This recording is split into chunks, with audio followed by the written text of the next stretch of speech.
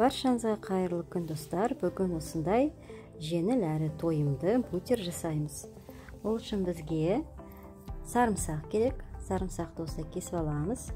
Сосын табаға салып, кішкене май құйып, мынандай жылтыр қағаз болу керек. Кішкене май құйып, сосын специя қосуға болады, бірақ мен қосқан жоқпын.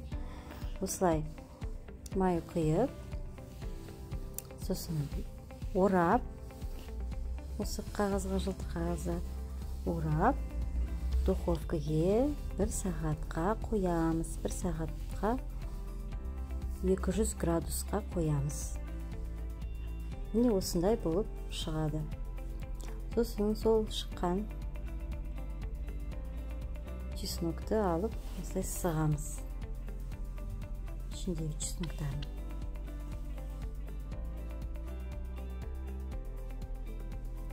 Осылай чеснок шықты, бір чесноктан. Сосын петрушка қосамыз. Қалауынша петрушка, аздап тұз былғаймыз. Жақсылап былғап, осы нанның үстіне жағамыз. Нанның үстіне осылай жағып шығамыз.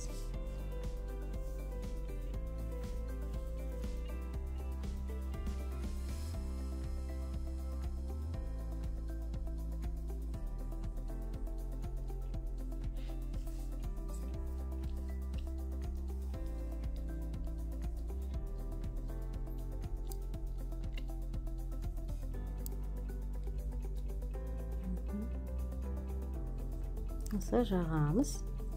Содан кейін теркіден өткізілген сырды үстіне себеміз.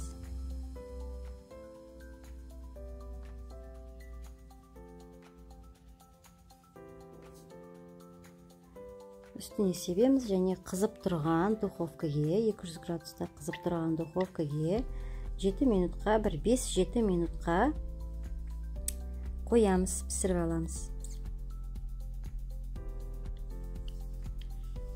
Болды, астарың дәмді болсын. Рахмет. Менің каналыма тіркеліп кетіңіздер.